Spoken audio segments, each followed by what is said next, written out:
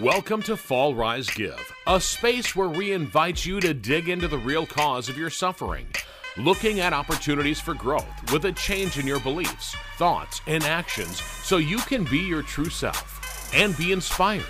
Join us as we explore life's ups and downs and navigate the twists and turns, sharing stories of resilience, hope, and the transformative power of giving back. Whether you're looking for a change, in recovery, or simply seeking inspiration, this podcast is your go-to for candid conversations, raw emotions, and a whole lot of heart. Tune in and discover how to fall, rise, and give back on life's extraordinary journey. Fall, Rise, Give, turning struggles into opportunities by being your true self and help others. I was going to say good morning, good afternoon, good evening, whatever time of the day that you happen to be listening to the program. Thanks for joining us once again. I'm Bartender Bob. That right there, that's Kumar. Kumar, did you have a good week?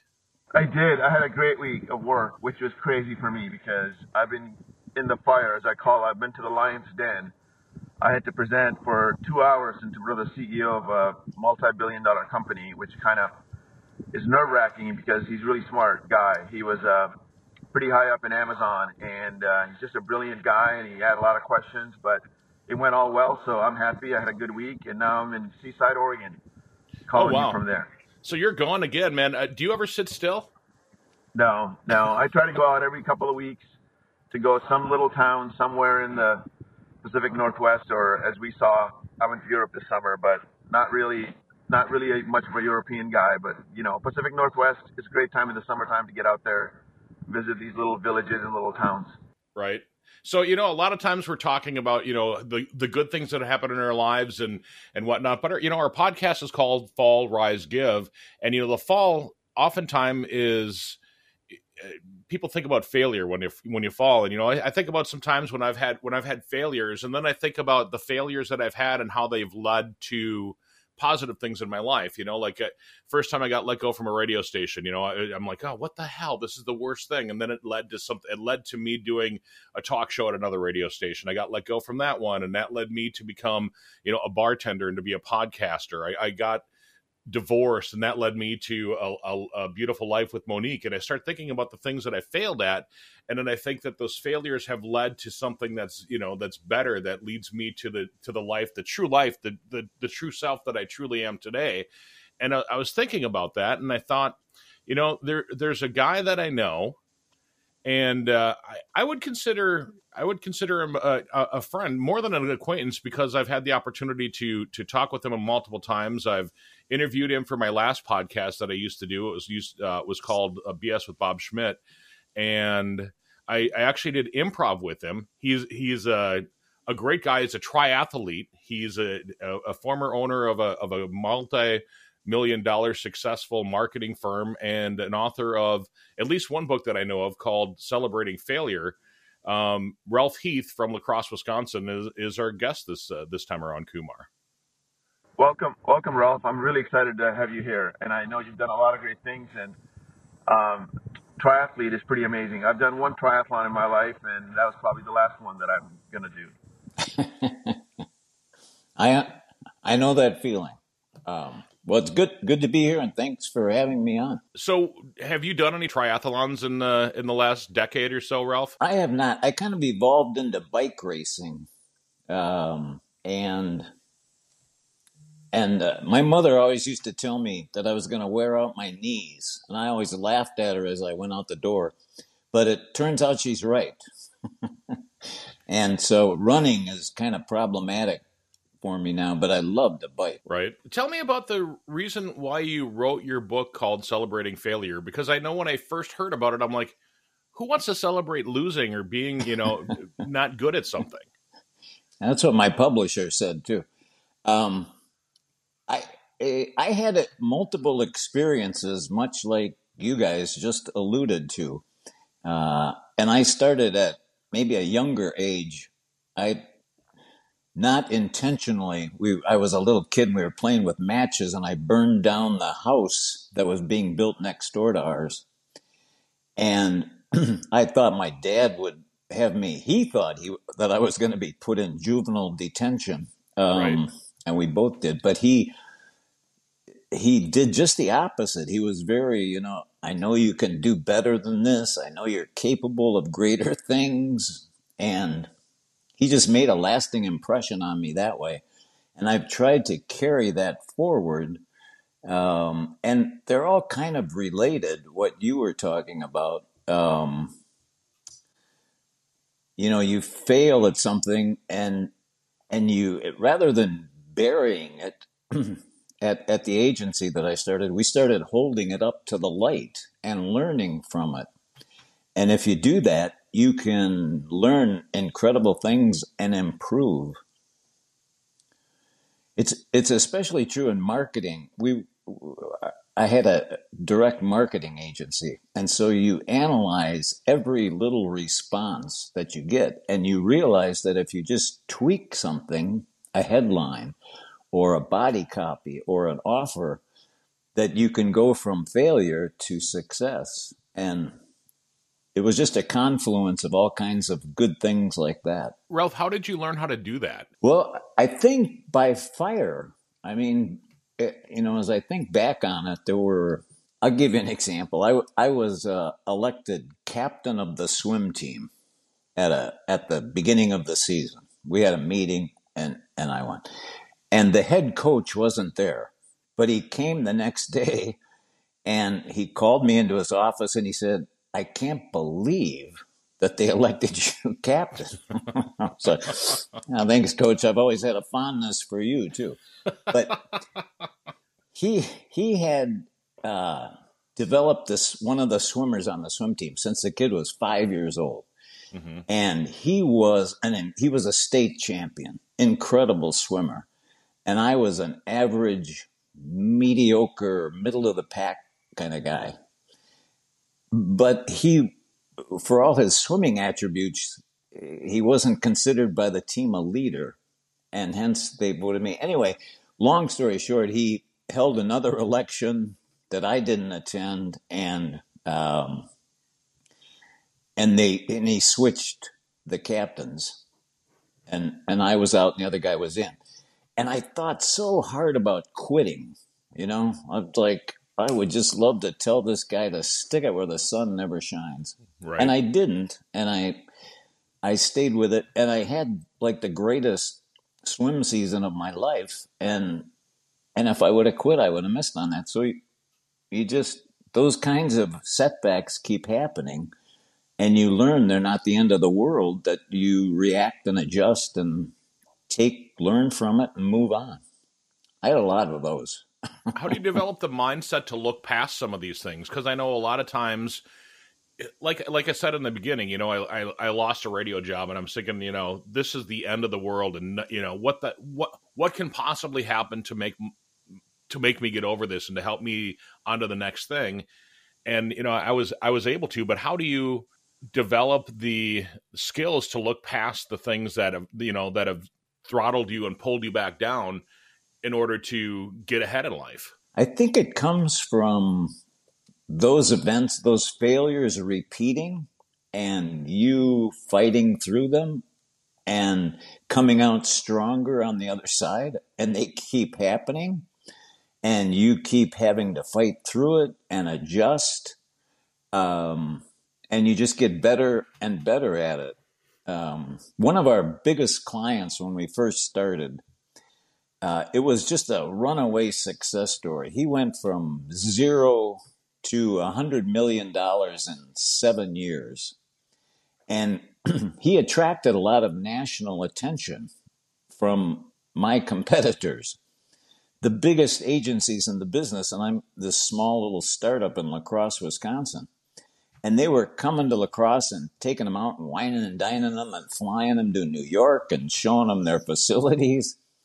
And he kept imparting on me that I had to improve. I had to find better talent. I had to have better creative, better photography, better copy. And at one point he fired me. He said, I'm sorry. I'm going with this New York agency, a Chicago agency. He said, I'll tell you what, we had become good friends. He said, I'll take you down there with me, and we'll tell them that you're in fashion or something, And you can see how the big boys do it. Mm-hmm.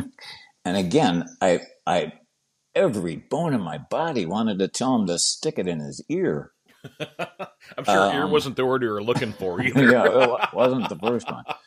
I mean, can you imagine the 30 seconds of satisfaction I would have had, all the work I put into this and you fire me, but I Right. didn't do it.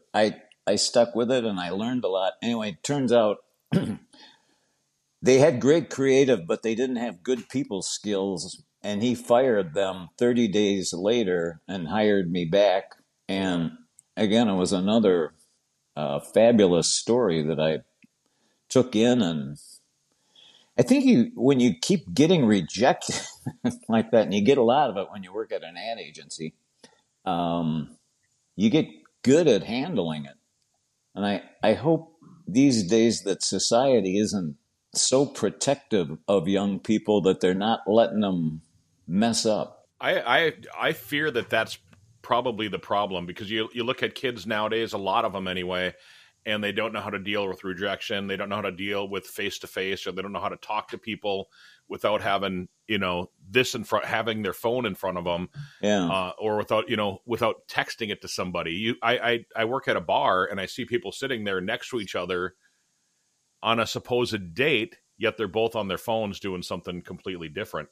I kind of want to interject Kumar into this. I mean, Kumar's had the opportunity when he was younger. He actually started a food company that a bigger company wanted to buy up, and Kumar had the opportunity to basically tell those guys to, like you said, stick it in your ear. Kumar, you want to talk a little bit about that? Yeah, Ralph. What you're saying totally resonates with me, and I think in humanity, and I think in any successful person, resiliency is the key, and it's hard. I read three books fell off the shelf when I graduated from college in Eau Claire, Wisconsin. One of them was called Unlimited Power by Anthony Robbins. The second was called Art of Visualization. And the third one was like Healing the Shame That Binds You.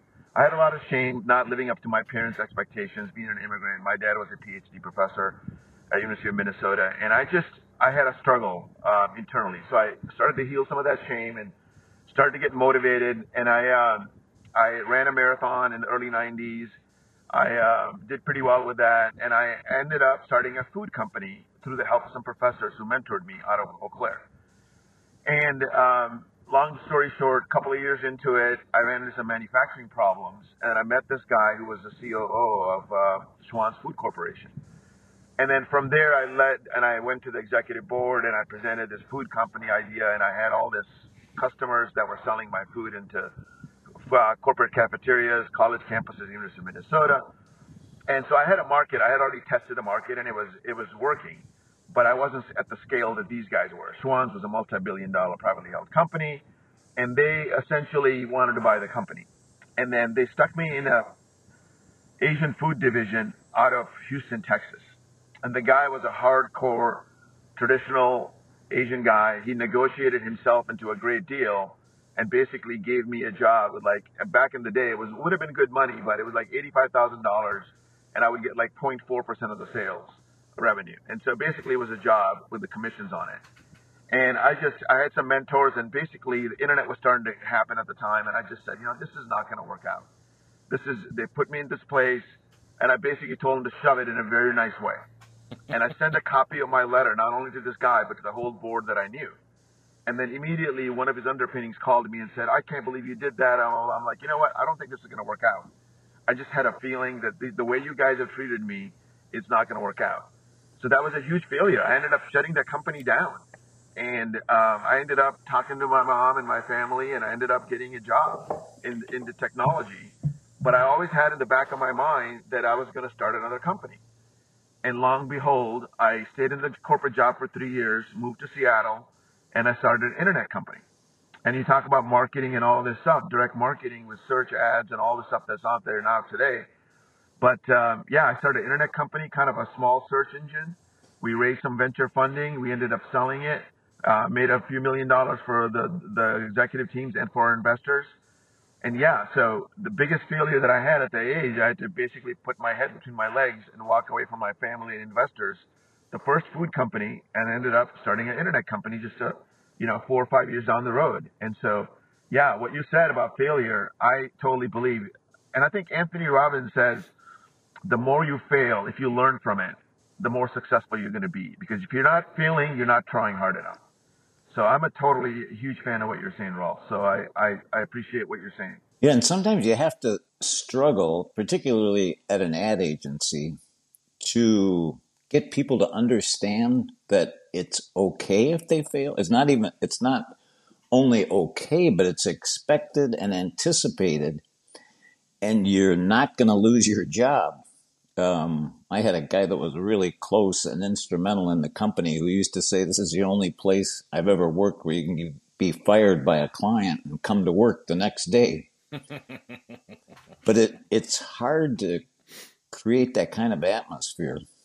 I don't know if you watched some of the Senate hearings that went on the Secret Service just after this recent assassination attempt. But there were two senators screaming at the Secret Service that they have to fire somebody immediately.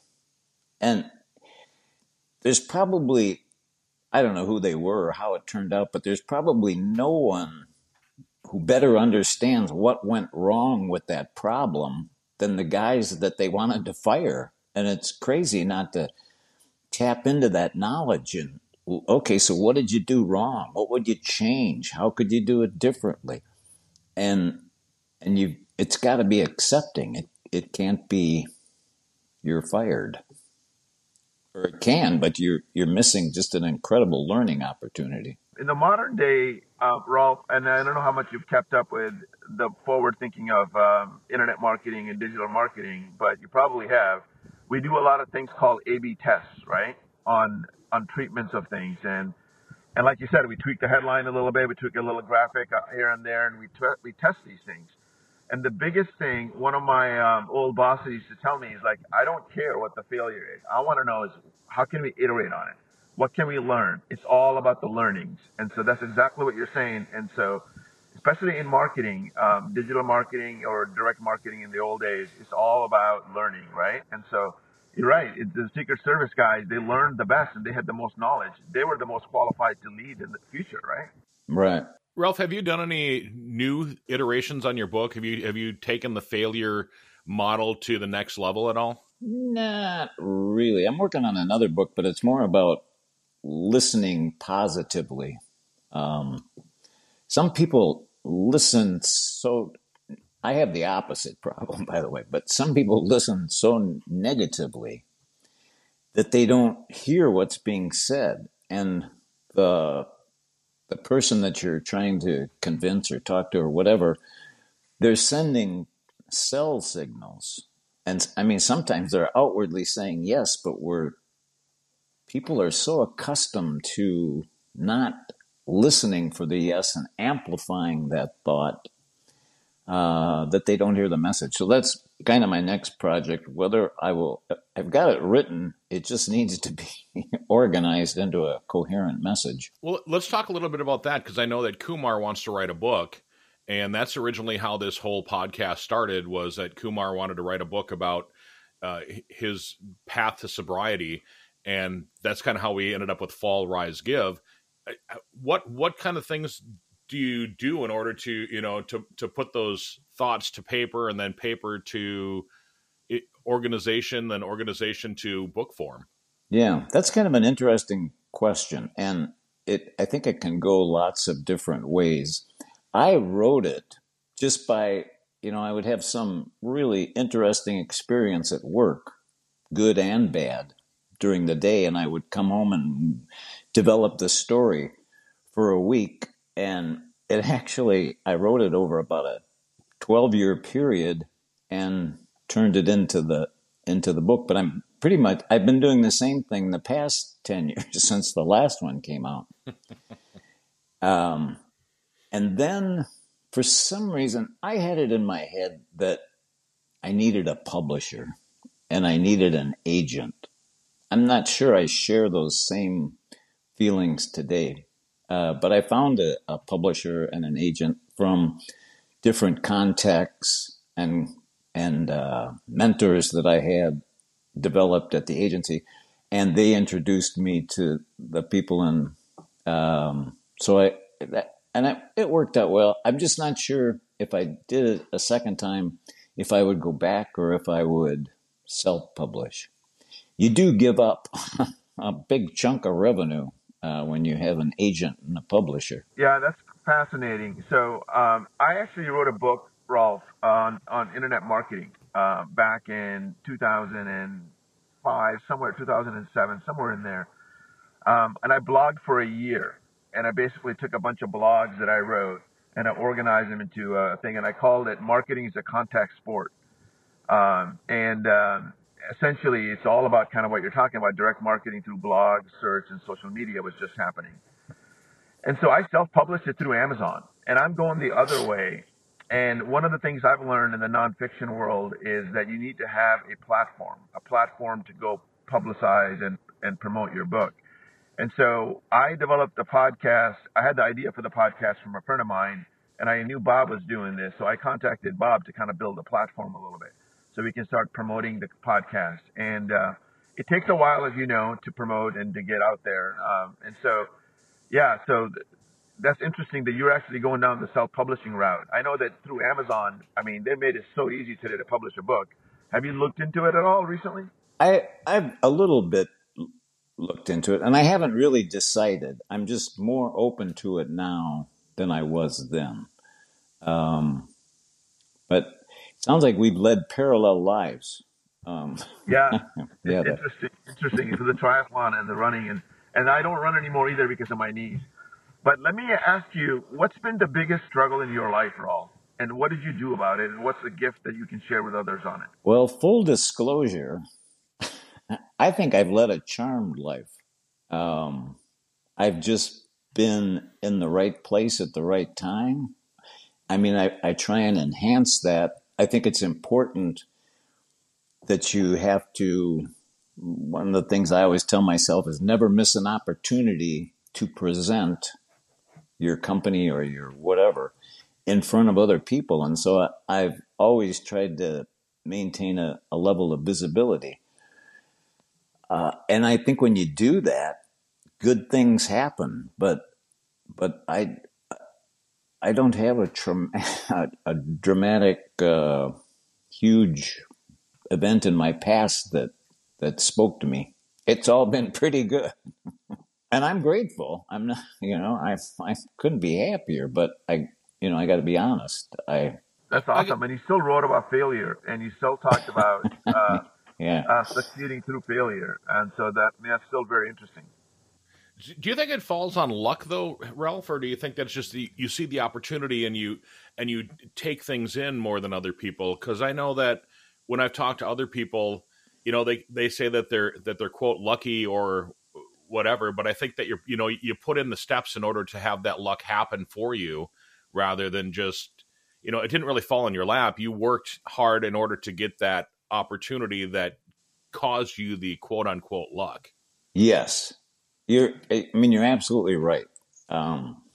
That company that I started working with, I was introduced to them from some other people who I had done some work for, and they recommended me. And it's a whole series of positive events that land you in front of someone who has an idea to start $100 million company, and he taps you as the ad agency. But I can't, it's hard for me to say part of it wasn't being in the right place at the right time and doing the right things. But I hear what you're saying. I also did lots of things to put myself in that position, and then I got lucky. Well, the way that you and I personally know each other, besides the radio interviews we did when I was on the radio, is I was part of an improv group and we did improv play, and you ended up showing up, and we were able to get to know each other a little bit better doing that. And the sound of your new book that you're doing about the listening positively, that kind of falls back on the whole improv thing that we used to do with the answering a question yes and instead of yes but. And I mean, is that kind of how your new book is taking place, is because of the, maybe in the back of your head that's part of the training that we learned when we were doing improv? Yeah, you're right on again. I've given that book now to, I bet, 10 people. And I give it to somebody when I'm part of a group that's trying to change something or present something, and they have such a negative perception sometime, or they don't know how to play as a team. And that book is so instrumental in leading you to teamwork and working as a unit to accomplish something. I love that class that we took, and the group has not formed to the best of my knowledge, but if there was one available every Monday night at 6:00, I'd be there if I didn't have a bike ride schedule. Right. Kumar, have you ever done any improv at all? I have not. The closest thing I've done is Toastmasters. And so they have these table topics where they ask you about a particular topic and you speak for, 2 minutes on that. They just ad hoc go around the table and ask for a topic of the day, and then you speak on it for 2 minutes.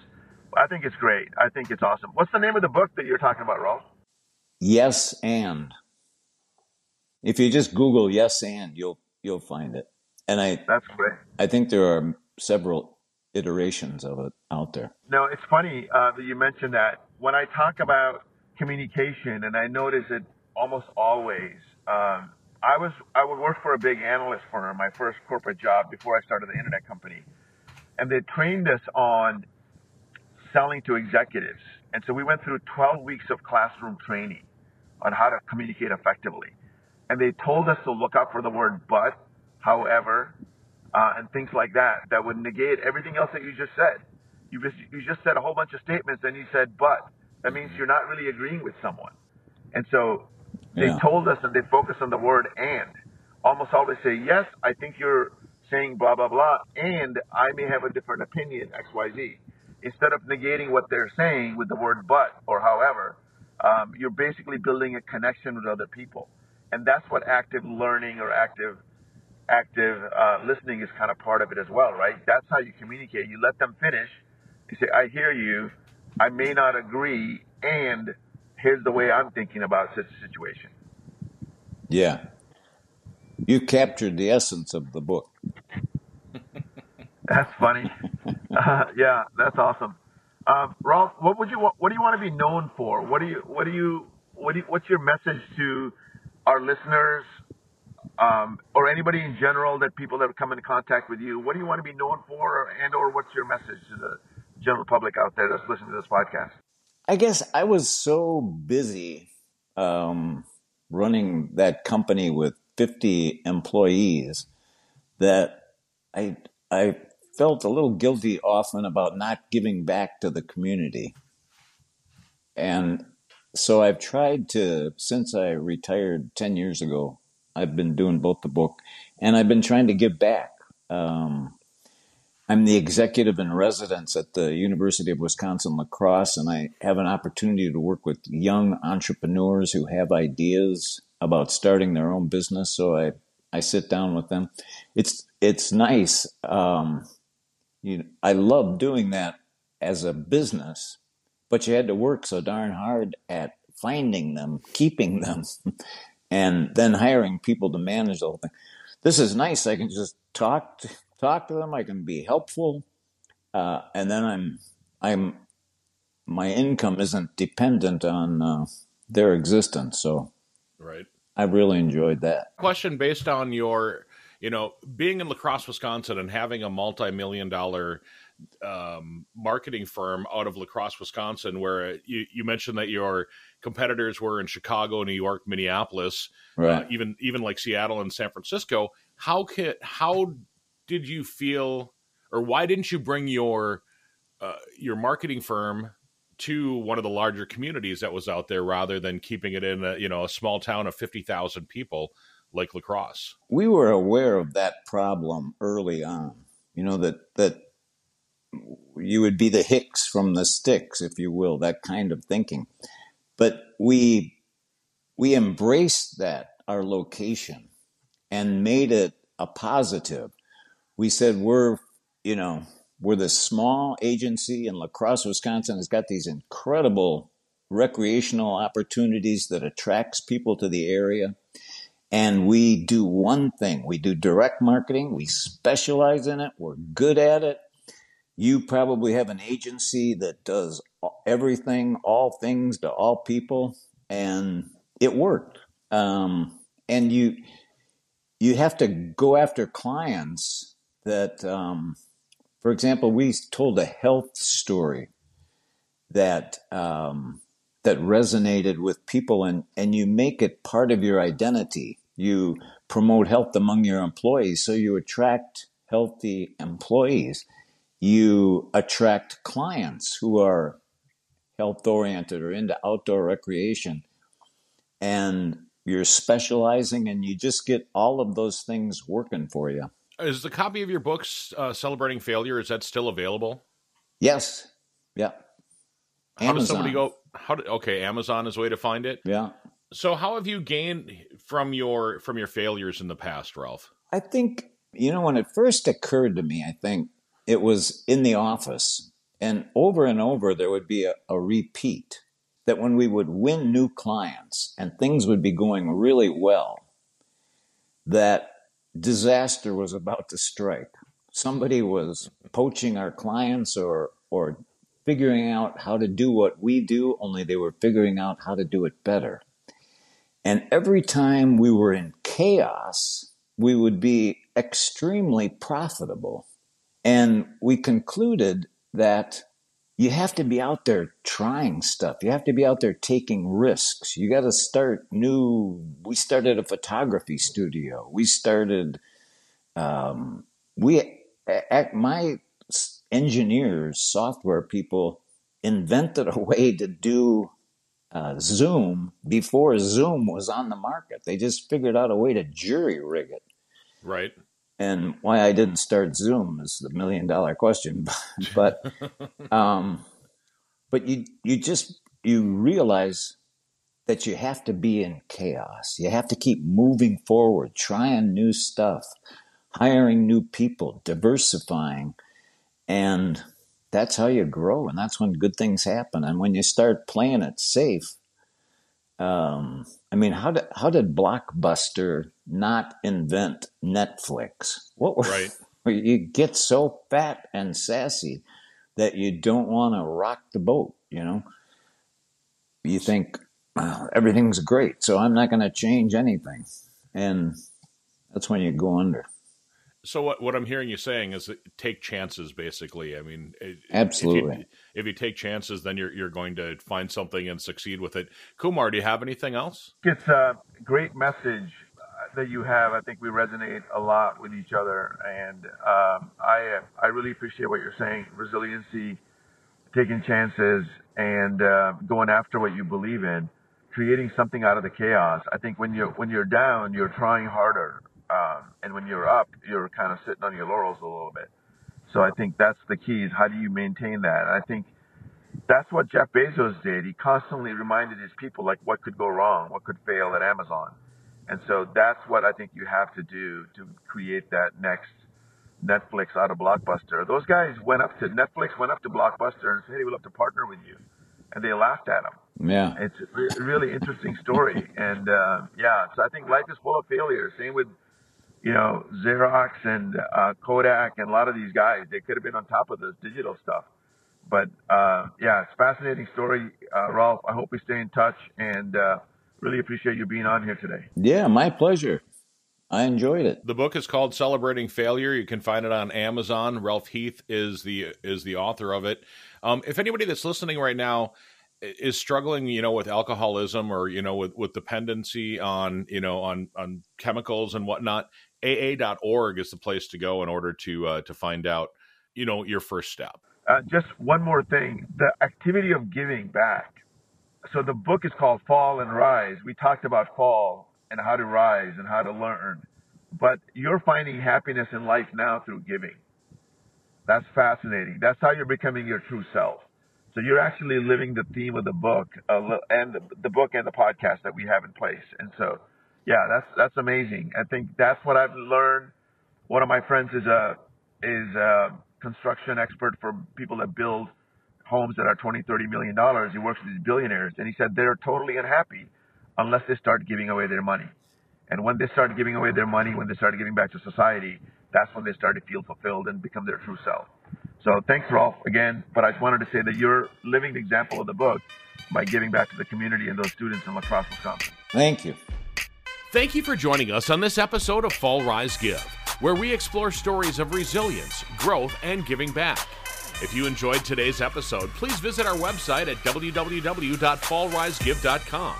Also, consider subscribing to our podcast on your favorite platform and leaving us a review. Your feedback helps us to continue to bring you inspiring stories. Stay tuned for our next episode, and remember, every fall is a chance to rise, and every rise is an opportunity to give. Until next time, keep falling, rising, and giving. This is Fall, Rise, Give, produced by podcastforhire.com. Thank you for listening.